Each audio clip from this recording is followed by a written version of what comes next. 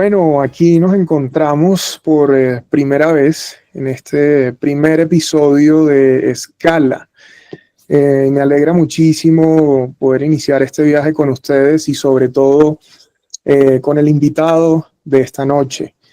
Les cuento que Escala nace, de nuestro club de lectura virtual con enfoque social, La Junta, pero Escala tiene voz, personalidad y eh, autonomía independiente, ¿no? Y básicamente Scala es un proyecto que busca hacer pausas necesarias, ¿no? Una especie de parada para sacarnos de la rutina y mirar un poco hacia otros lados, como en los aeropuertos, donde uno cambia de avión y si tiene suerte descubre algo inesperado, pero acá la suerte no es un accidente, sino que es curaduría.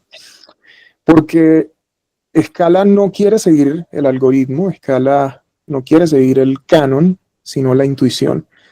Y hoy, nos vamos a detener en este primer encuentro para pensar y hablar diferente. Así que bienvenidas, bienvenidos, gracias por conectarse a este encuentro. Nuestra primera escala entonces inicia en Guatemala, un país que muchos visualizan a través de sus volcanes, de su café, pero que también guarda otra historia, la de un país atravesado por guerras internas, dictaduras brutales, el exterminio sistemático de pueblos indígenas y también por una resistencia poderosa, una imaginación viva y una cultura escrita que ha sobrevivido incluso al intento de borrarla. En este escenario de luces y sombras aparece un libro que a mi juicio es imposible de ignorar y hablo de El acto de los Wayop, de Martín Díaz Valdés, una novela que se mueve entre el mito y la distopía y entre el silencio y el grito. Y este encuentro se hace posible gracias a Pluma Errante, una editorial independiente colombiana que ha decidido apostarle a estos libros que probablemente todavía no suenen en la radio, pero que merecen estar en todas las estanterías de las librerías. Quiero además mencionar que con nosotros se encuentra su autor, Martín Díaz Valdés. Él nació en Quetzaltenango, Guatemala, y creo que llamarlo escritor únicamente sería quedarse corto, porque Martín es narrador, es titiritero, ilustrador, gestor cultural, artista visual y fotógrafo. Ha dirigido festivales de poesía, ha montado obras con títeres, ha explorado el cuento indígena desde la fotografía y, por ejemplo, con su proyecto Tohil o Tohil, cuestiona lo que el mundo llama lo visible. En 2023, con El acto de los Wayop, Martín se hace con el premio Mario Monteforte Toledo de novela. Y más allá del premio, este libro creo que tiene algo fundamental y es que tiene voz propia. Así que Martín, bienvenido a Escala, espero que te sientas honrado y que podamos, tener una conversación interesantísima alrededor de este libro que está, mejor dicho, brutal. Qué bueno que esa sea tu apreciación sobre mi trabajo. Me parece un buen adjetivo. es algo que esperaba transmitir justamente. Brutalidad es una buena palabra. Súper, Martín, muchísimas gracias. Y la idea es que podamos hablar de tu libro, pero también que podamos transitar un poco sobre los márgenes de la historia, porque creo que la literatura, aunque esté enmarcada dentro de algún género, en este caso un poco ficción y thriller, tiene también elementos sociales que lo hacen profundamente pertinente para el público latinoamericano. Por eso me gustaría que habláramos del contexto, Martín, porque para muchas personas y para otros no tanto, Guatemala, fue un país que vivió guerras civiles larguísimas. Y una de las más conocidas entre 1960 y 1996, con momentos especialmente oscuros durante las dictaduras militares de los 80, como la de Ríos Montt, En ese periodo, por ejemplo, se documentaron más de 200.000 muertes y desapariciones, en su mayoría de pueblos indígenas mayas. Pero hablar de dictaduras y de conflictos civiles creo que no tendría mucho sentido en un espacio de literatura, aparentemente. Creo que es necesario también hablar de cómo se narra Guatemala durante y después de estos conflictos. ¿Cómo puedes, Martín, explicarnos que estos eventos definen de alguna manera el estilo o la estructura narrativa de los autores guatemaltecos? Bueno, creo que como lo hace a través de todas las autorías latinoamericanas. Justo ahora estoy leyendo, por ejemplo, a Bolaño, que siendo chileno habla tanto del golpe a Allende como de el 68 en México, ¿verdad? Tlatelolco. Entonces, creo que más bien es difícil narrar desde afuera del trauma colectivo de las dictaduras. No porque no sea difícil imaginar, sino porque específicamente esta obra es de época, digamos, no histórica, pero sí de época, y para los eventos específicos que quería mostrar, era necesario envilecer algunos personajes y de alguna manera alimentar la mística que suele rodear a las dictaduras, ¿no? Los tentáculos, sus aparatos de espionaje, sus jugadas sucias, etcétera, etcétera. Entonces, bueno, yo también además tengo como mucho, me gusta mucho la literatura latinoamericana, entonces inevitablemente te topas también con símiles que después te es, no forzoso, pero sí gustoso imitar un poco.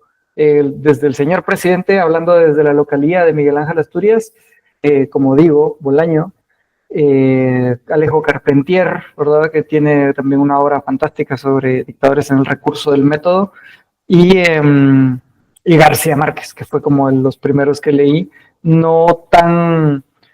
digamos que en el caso de Gabo es bastante diluido la figura del dictador, sobre todo porque lo que muestra son los alcances de la dictadura. No hay eh, un par de novelas sí lidian directamente con el dictador, pero pensando en, por ejemplo, Cien años de soledad, uno lo que muestra es el alcance de la dictadura. En el caso del acto de los Guayobio trataba de hacer lo mismo, básicamente, mostrando esbirros más bien y sirvientes de la dictadura y cómo el autoritarismo, digamos, aparte de la cuestión dictatorial, el autoritarismo en sí, crea comportamientos a partir del trauma, ¿verdad? A partir de las costumbres punitivas, del sufrimiento, del silencio, eh, y otra cosa de lo militarizadas que están las sociedades, porque normalmente solemos relacionar militarización con lo visible de lo militar, es decir, con que haya cascos en la calle, con que haya tanquetas en las esquinas, y realmente creo que la militarización va más allá y permea las estructuras hasta familiares, escolares. Yo recuerdo que en el colegio del que yo salí, había en la banda escolar, eh, era un colegio de primaria, solo había primero, sexto, primaria, y muchos de los castigos que ponían eran físicos y me los habían descrito como castigos sacados de la escuela militar. Personas que yo conocía ya en ese entonces de mi familia que habían salido de la escuela militar, y eso, yo sabía que esos castigos eran sacados de la escuela militar. Incluso la cuestión de no responder a la autoridad, de no cuestionarla, de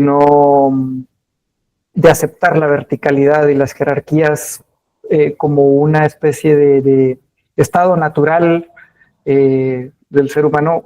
A mí me parece, cosa que me parece bastante abominable, devienen del militarismo. Para mí eso es el germen militar en la sociedad, y la novela pues habla de una estructura incluso paralela, no oficial, ¿verdad? Que es la policía secreta, pero completamente armada desde los andamiajes militares.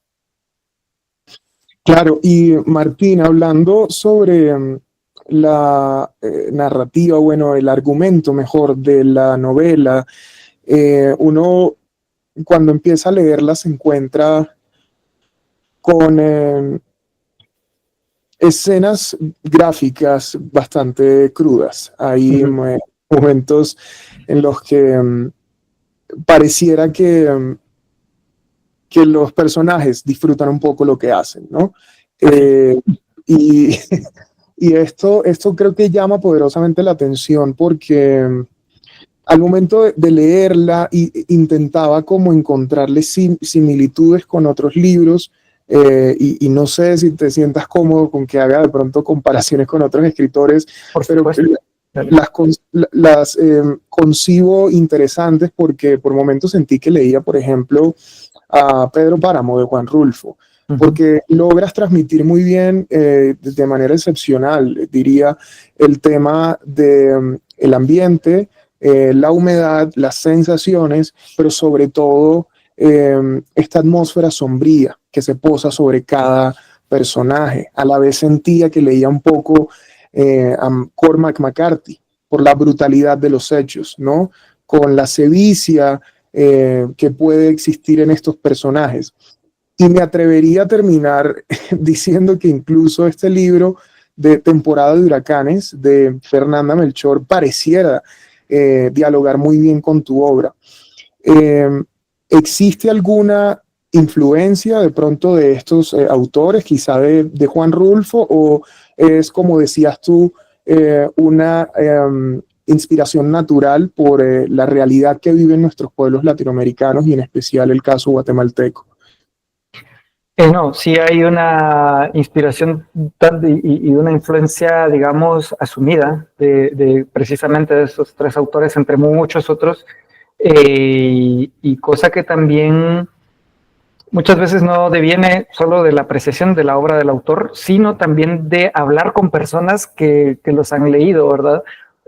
O ver videos, documentales, etcétera, sobre las obras de los autores. Es decir, realimentarte de las percepciones de otras personas de estas obras. Vi un documental sobre Juan Rulfo, ahora que lo mencionas, en el que un músico habla de algo que yo pues realmente no había captado de Pedro Páramo específicamente, y era que está lleno de referencias a sonidos.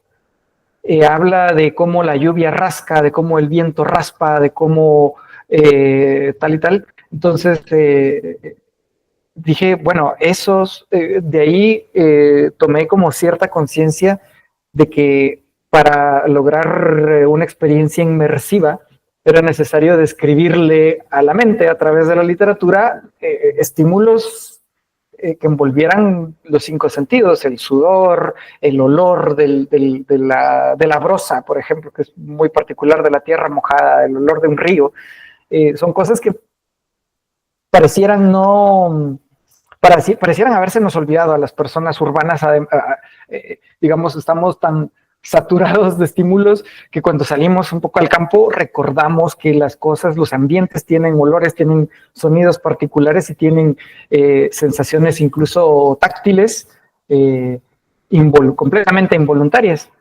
Siendo la ciudad, digamos, también un ambiente solamente relativo, en el que solo se puede relativamente controlar nuestro entorno. Pero sí, digamos, tanto me he alimentado, como vos decís, de otra literatura, estos libros siendo bastante importantes para la construcción de la novela, como del análisis que otras personas hacen de estas obras. Me encanta hablar de películas, de esto, de los videojuegos y de los libros, porque entiendo y aprendo más de las otras personas. Conversaciones que, por ejemplo, con Vania Vargas es una lectora muy apasionada de muchos de estos productos que has mencionado, y suele tener puntos muy lúcidos, precisamente apreciaciones bastante lúcidas de las lecturas que atraviesa. Súper. Y en esa misma línea, Martín, porque me hablabas de la idea de transmitir estas sensaciones a través de las palabras, me llama la atención que la novela transcurre en un entorno rural, alejado de este ambiente urbano, Y pensaba, digamos, qué intención hay detrás de transmitir gran parte de la novela durante o en este ambiente, y por qué mezclar personajes de las comunidades mayas, por ejemplo, qué relevancia tienen las comunidades indígenas en el relato, que es clarísimo, pero digamos, ¿de dónde viene quizá ese interés? Bueno, viene de mi ambiente. Ahí sí es una cuestión completamente autobiográfica de mi percepción, sobre todo de mi niñez. Yo crecí rodeado de personas que hablaban quiché, ¿verdad?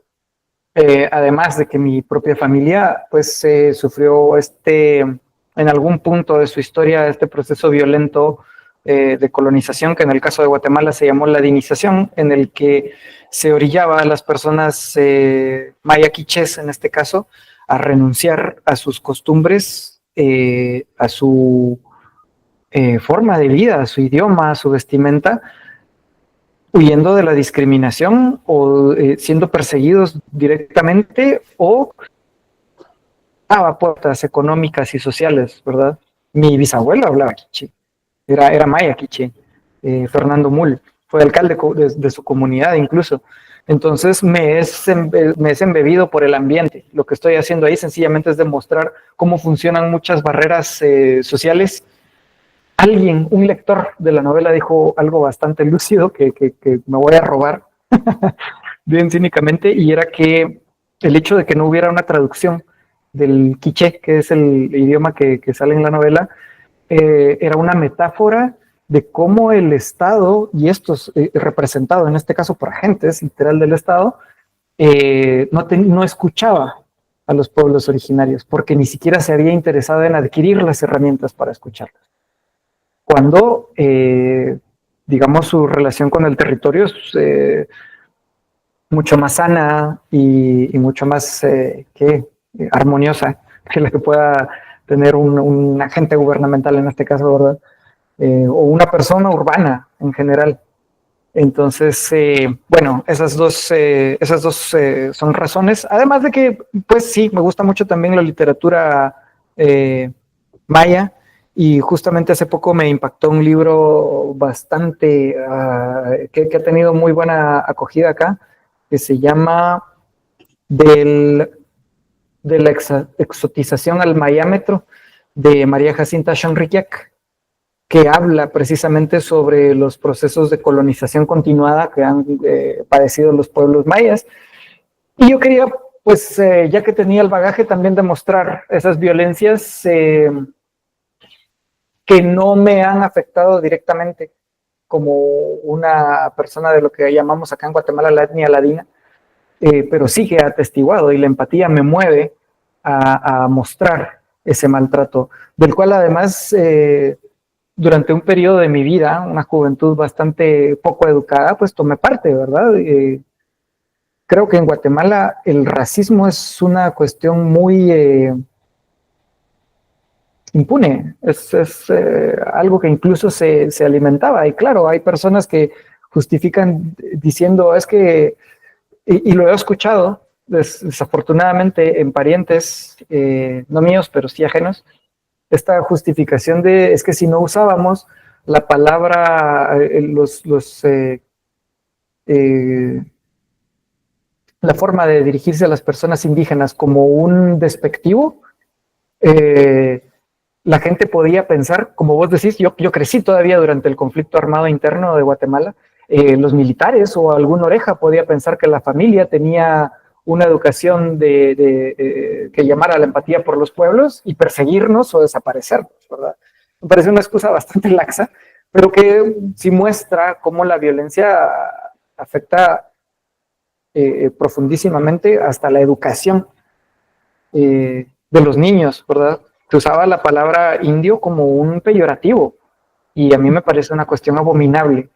Entonces, pues eso, quería hacer también esa denuncia, no tampoco de una forma condescendiente ni aleccionadora, ni subirme en esa pequeña colina moral y desde ahí pontificar, sino sencillamente mostrando algo que comprendo y que me parece erróneo, ¿verdad?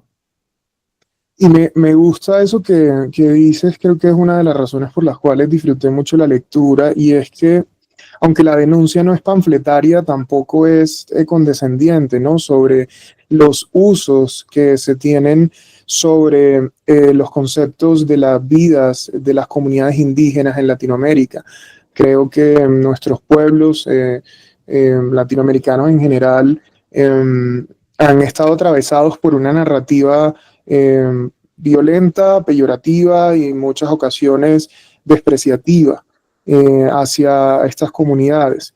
Y basado en eso, Martín, me gustaría preguntarte sobre el término Wayop, porque eso hace parte no solo del título de tu obra, sino que se desarrolla muy bien a lo largo del libro, y buscando el significado encontré distintas interpretaciones, porque además en cada comunidad maya tiene como una suerte de acepción distinta o particular, pero podría decirse que que hay consenso sobre que los Wayop son seres incorpóreos venerados por tribus mayas. Sin embargo, ¿qué papel juegan los Wayop y por qué hablar de los Wayop en un libro que mezcla thriller, un poco denuncia social y también un estilo policíaco? Mm, Fíjate que, bueno, creo que esto se puede explicar. Voy a dar un devaneo un poco amplio, pero por ejemplo el catolicismo el cristianismo en general tiende mucho a exculpar a las personas que esgrimen la violencia a través de decir que fue un acto del diablo, ¿no? No lo hice yo, el diablo me tentó y yo lo hice. Uh-huh. O seres, como vos decís, incorpóreos mitológicos, digamos que de alguna manera el acto de los Wayop es como decir el acto de los duendes, lo hizo el duende, ¿no? Okay. Es inexplicable, no se puede, no podemos, no tiene una razón de ser, sino que es así, mágicamente se dan las cosas. Entonces yo pienso que es una metáfora bastante idónea para referirme a esta violencia desplazada, ¿verdad?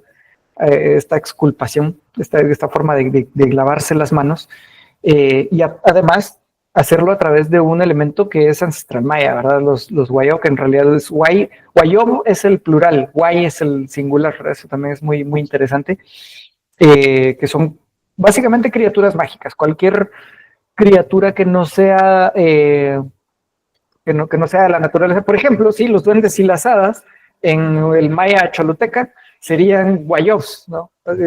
Caben en la categoría más amplia de seres mágicos, por así decirlo, seres místicos. Esa es la idea, esa es por eso es que me gustó, y además la palabra se me hizo muy musical.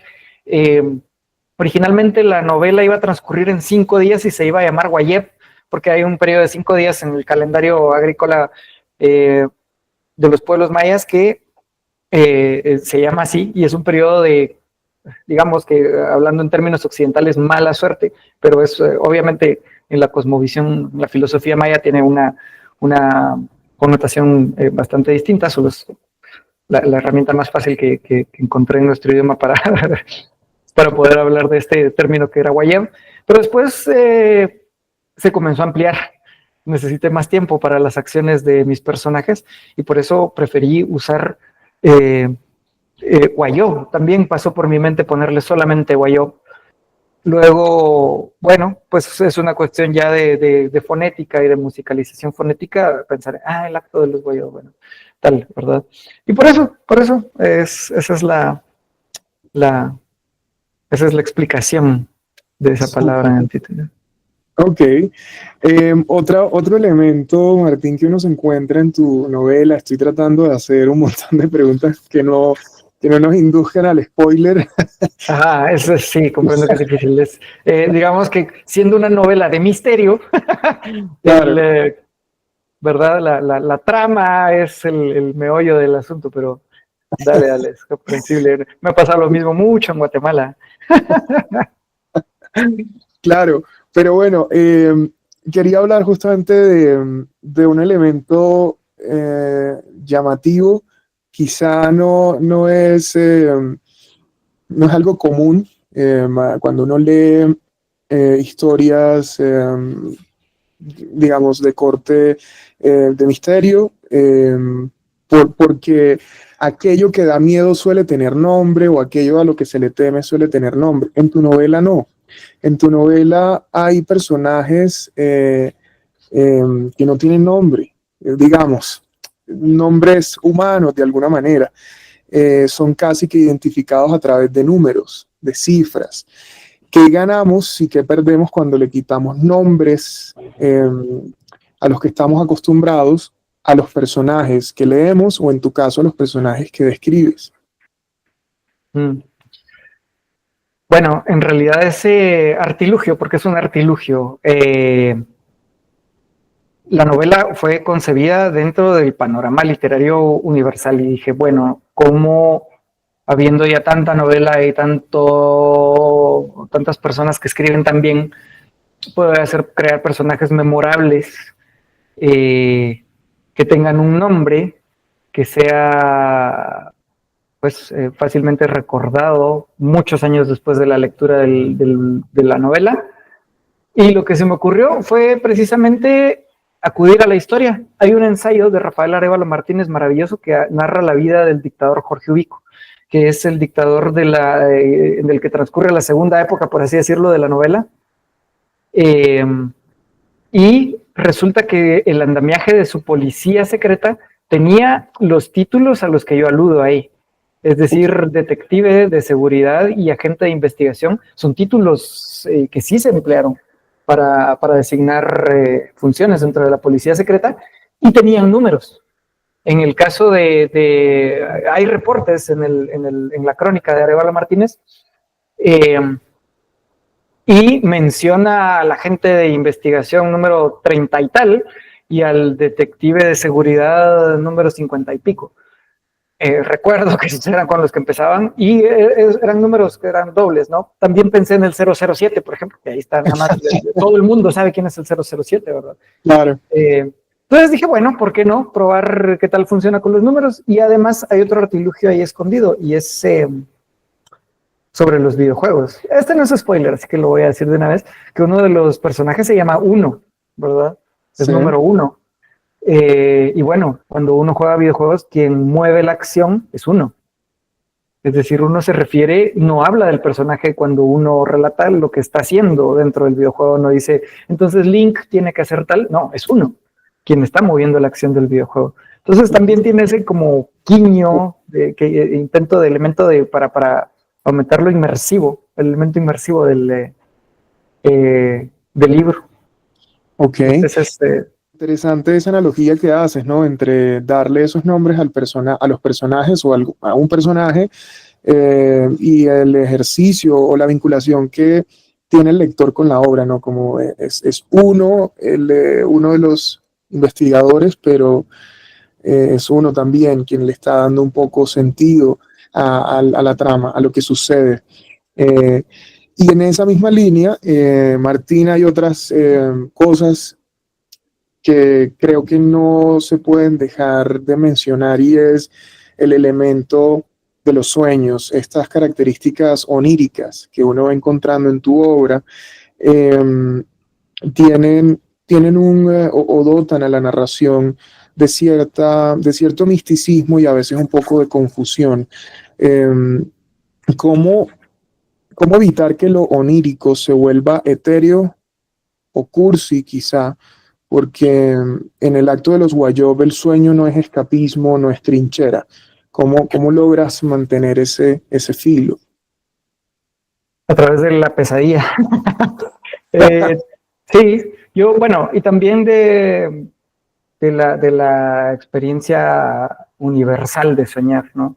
Eso ha alimentado, ahora que lo decís, bastante mis obras. Soy un soñador muy vívido. para bien y para mal, porque también los sufro un montón. Eso, e insisto, es un elemento muy de la narrativa latinoamericana. Vuelvo al primer libro que leí con placer, que fue Crónica de una muerte anunciada, en el que comienza narrando el sueño, ¿no? La primera frase es: el día que lo iban a matar, Santiago Nazar soñó que estaba, creo que en un avión de papel entre naranjos, una cosa así. Y pues bueno, no es entonces una cuestión tampoco tan innovadora ni tan ¿qué? Se me hace a mí, ¿verdad? Tan extraordinaria. Se me hizo bastante natural eso, y que justo hay varias pesadillas puntuales que alimentan esta obra específicamente. Hay como 3 o 4 pesadillas que yo recabé y que fui como de alguna forma mezclando, haciendo un collage de ellas para mostrar lo que sale ahí. También tenía como unos motivos específicos para que fuera para esas pesadillas, ¿no? Digamos que necesitaba sueños que hicieran avanzar la trama, y que dieran incluso algunas pistas sobre lo que iba a pasar al final, sobre la gran resolución de la novela, sobre todo sobre la revelación de la novela, que ocurre cerca del final y que es, creo yo, un poco apresurada, en el sentido de que realmente quise retener la sorpresa todo lo que fuera posible. Entonces, pues eso, entre como digo, la cierta, ¿qué será? Naturalidad del sueño en la novela latinoamericana, el hecho de que soy un soñador muy vivido y el respetar los objetivos narrativos específicos que tenía yo para la novela. Ok. Y sobre la experiencia del lector, Martín, que evidentemente varía dependiendo de cada uno, ¿tú cuál crees que es el lector o la lectora ideal para el acto de los Wayop, ¿no? Como para quién está escrita la historia, y quién es quizá esa persona que si lo lee te haría sentir que valió la pena escribirlo. Creo que mi yo adolescente. Sí, francamente creo que el lector ideal de todas las obras de arte es la persona que creó la obra de arte, para empezar. Ajá. Tiene que haber un anhelo muy genuino de que creas deseando que la obra exista sobre todas las cosas, no por la apreciación incluso de otras personas, sino solo para que exista. Entonces esa es como el motor principal. Sí, creo que no lo escribí con un tipo de persona ideal. Tendría que haber muchas casualidades para que alguien coincidiera con mi sensibilidad, mis gustos y mi bagaje de productos culturales para decir que esa es la persona ideal para como lectora de la novela. Por otro lado, también se me ocurre que la cursi ensoñación de que quien sería perfecto para mí que la leyera sería alguien que viviera al otro lado del mundo dentro de 300 años. Eso es un sueño, o sea, y lo digo porque, por ejemplo, a mí me gusta mucho Dostoyevsky, me habla demasiado Dostoyevsky, me encanta, y es eso, una novela escrita al otro lado del mundo hace 200 años.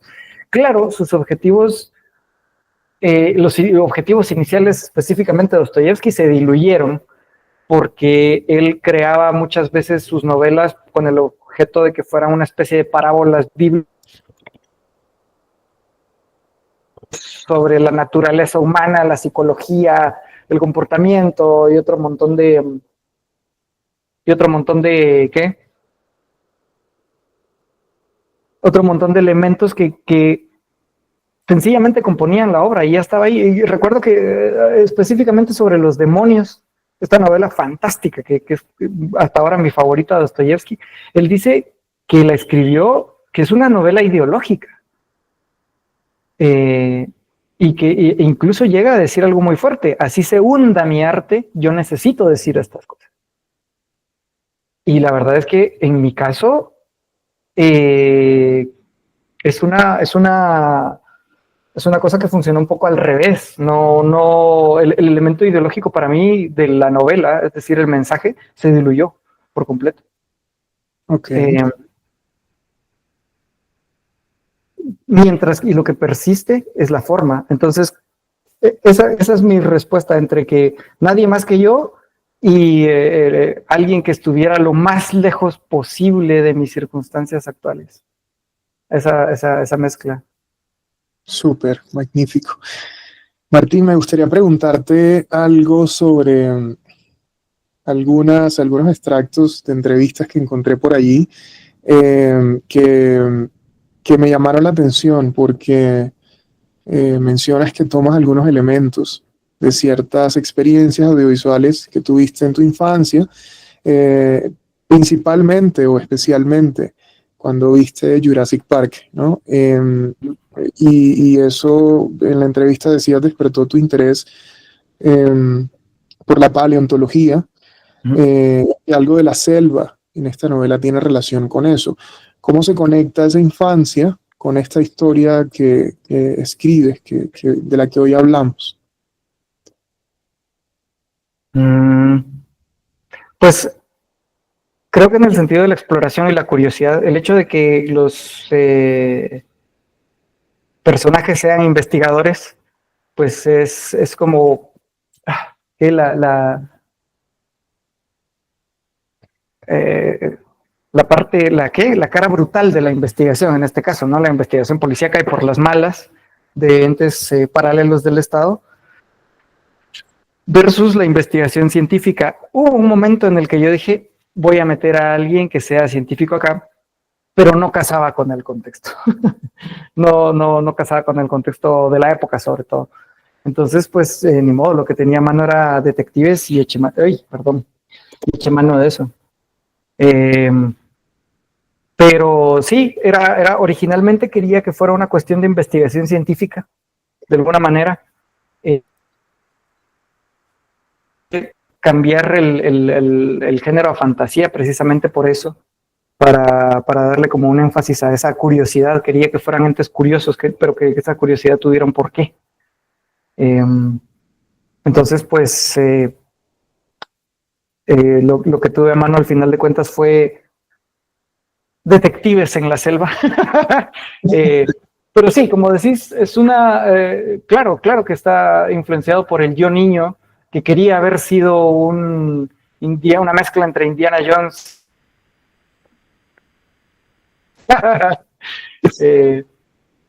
Esa escena inicial de Jurassic Park en la que están excavando el fósil de Velociraptor me marcó definitivamente. Entonces, pues sí, es una proyección de mí mismo, solo que en estos otros entes, para que funcionara la trama total de la novela.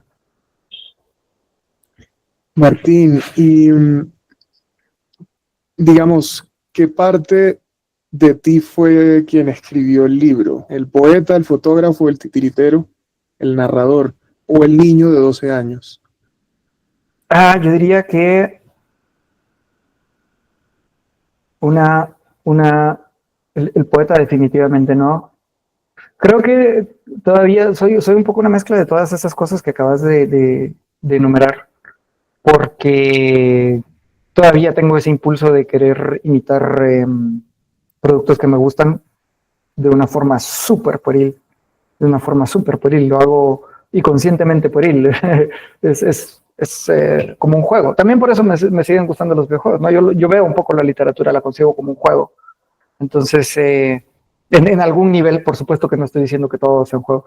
Hay un libro fantástico, de hecho, de Johann Huizinga, un filósofo alemán. El libro es de 1901, el libro se llama Homo Ludens, y tiene una hipótesis. Normalmente se concibe el juego como un producto de la cultura. Y él dice, no, la cultura es un juego que a unos animales antropoides se les salió de control. Y comienza a ser como una comparación entre cómo juegan los animales salvajes y los seres humanos. Y bueno, en ese sentido la literatura para mí es un juego.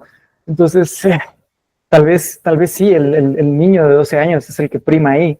El adolescente aniñado que quiere a la vez violencia y estos objetos super edgy, esta emoción como te digo, de películas que hablamos ya, como Seven de Fincher, ¿no? Que para nada es un producto apto para niños, o Depredador, esta película fantástica. La vi a los, ¿qué? 10 años, quizá, cuando había laxo control parental sobre lo que consumía uno, ¿verdad? Y me marcó. Entonces, creo que ese es el que prima. Poesía, claro que la hay, claro que hay un anhelo poético. Tal vez el poeta no la escribió, sino más bien el poeta la corrigió.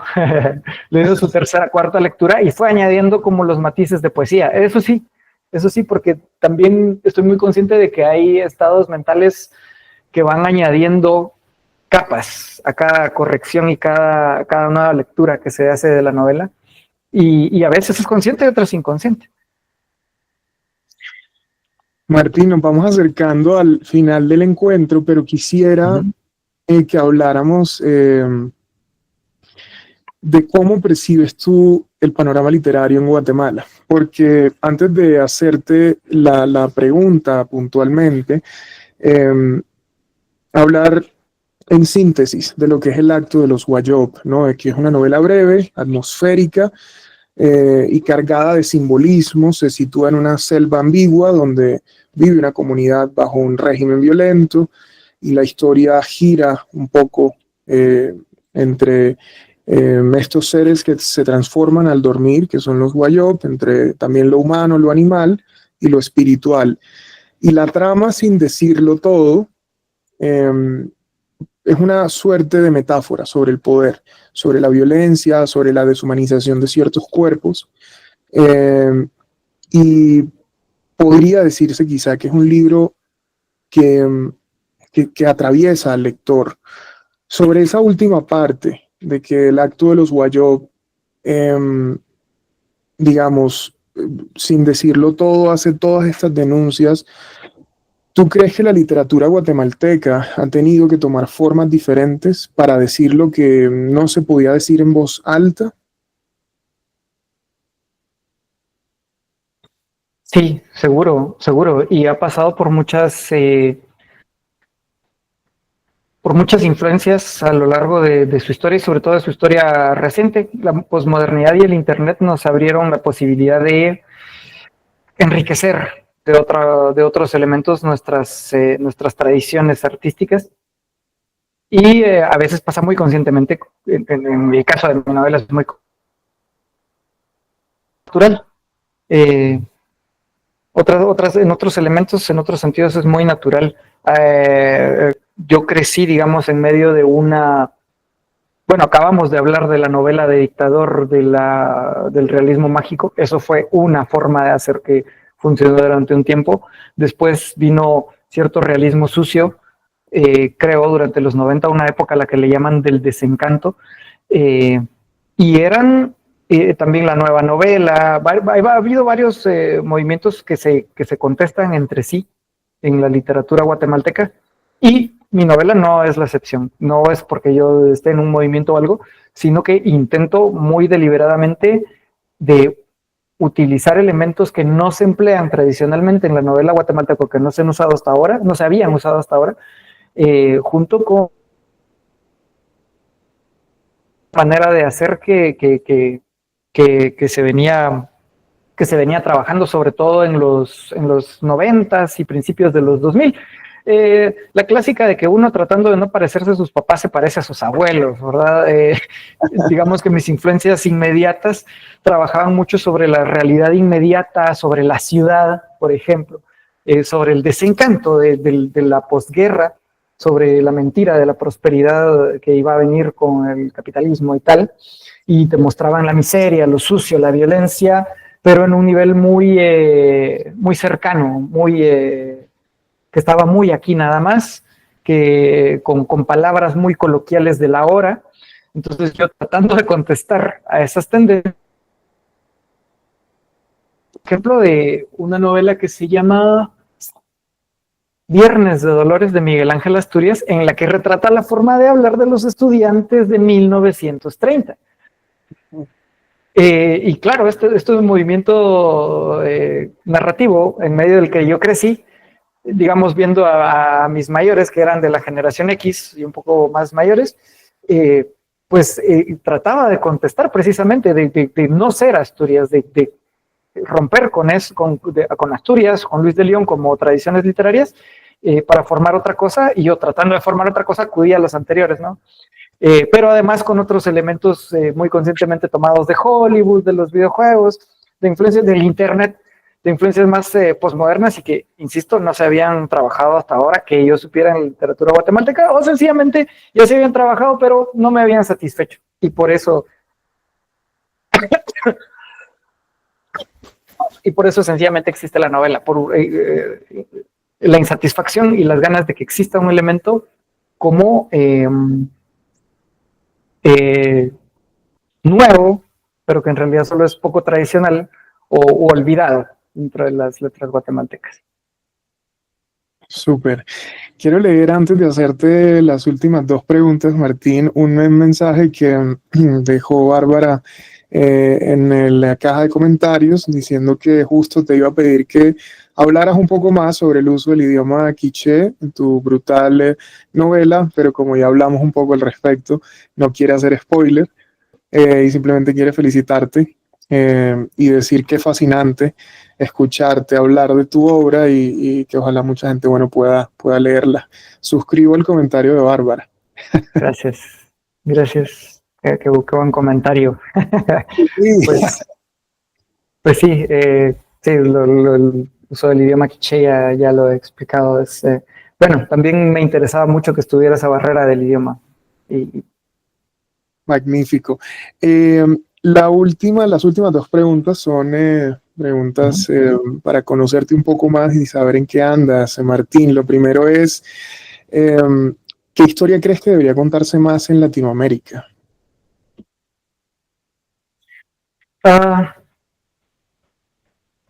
Bueno, creo que últimamente ya se está comenzando a narrar más la experiencia de las mujeres en Latinoamérica.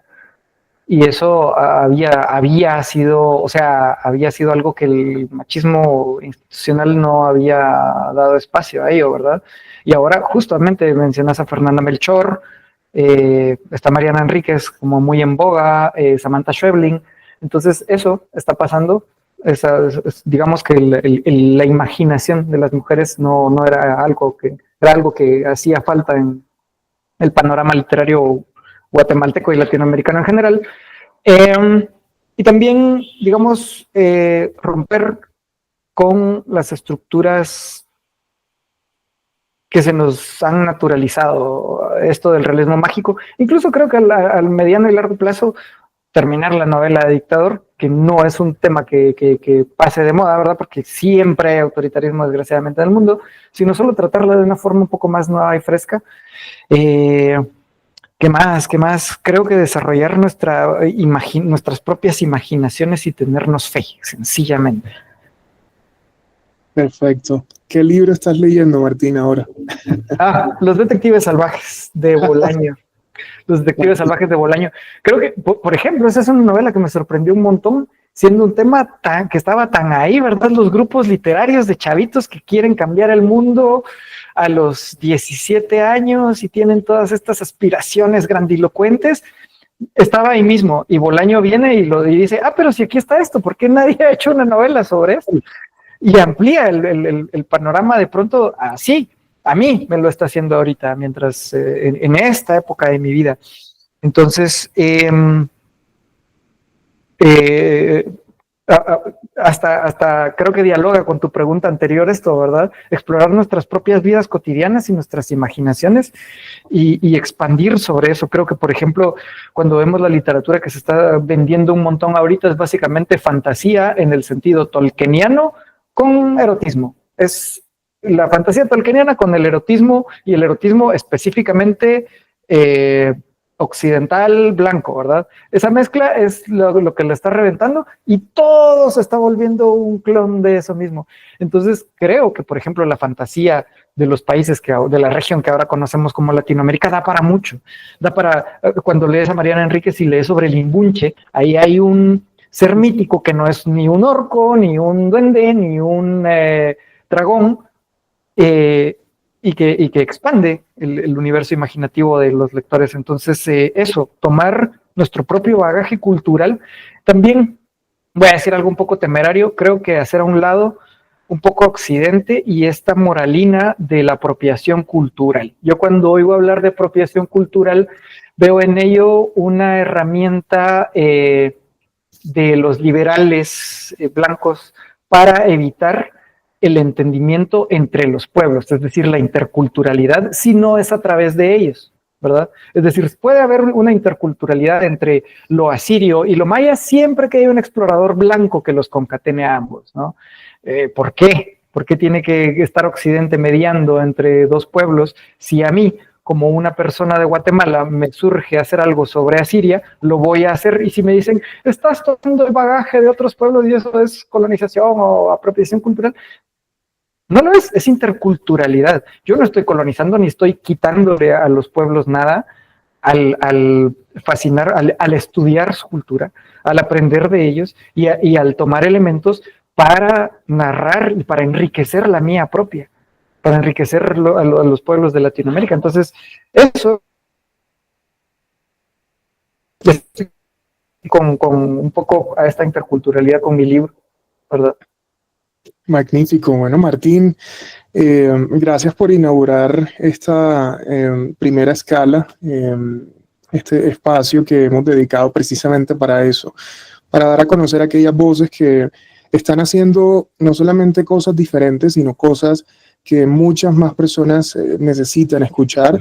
La literatura sin duda es una gran trinchera, pero sobre todo una enorme plataforma para generar conciencia de todo tipo, conciencia social, afectiva, y sobre todo ponernos un poco en el centro, ya no de la existencia misma, sino en el centro de probablemente algunos problemas y de algunas soluciones. Creo que tampoco somos los seres humanos o la especie humana tan importantes como a veces creemos, y libros como los tuyos nos recuerdan eso, lo cual es profundamente valioso. Así que muchas gracias, Martín, por ese espacio, por este espacio, y espero que nos volvamos a encontrar, no solamente en Escala, sino también en cualquiera de nuestros clubes de lectura, o en La Junta o en Apócrifos.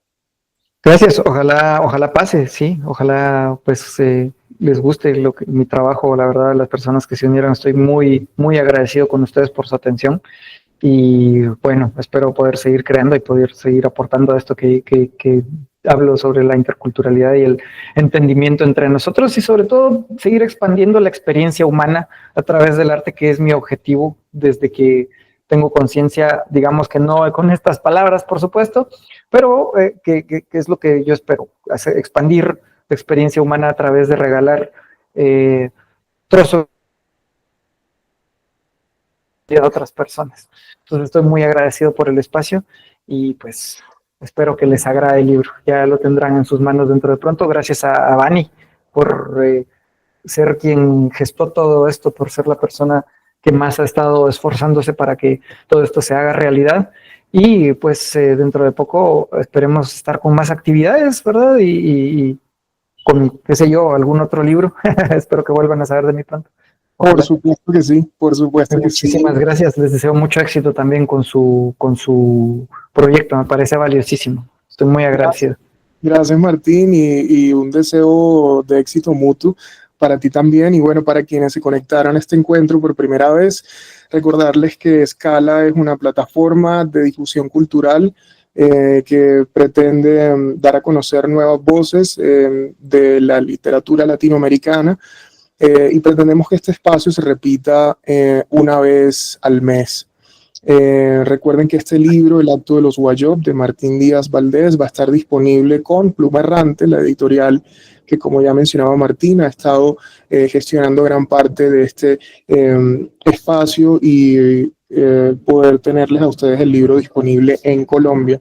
En la descripción del video van a estar los datos para que puedan hacer la compra del libro, y no está de más mencionar que quienes son miembros activos de la Junta tienen unos beneficios especiales para adquirir este libro. Les deseo una feliz noche y nos vemos en una próxima escala. Chao, chao. Gracias.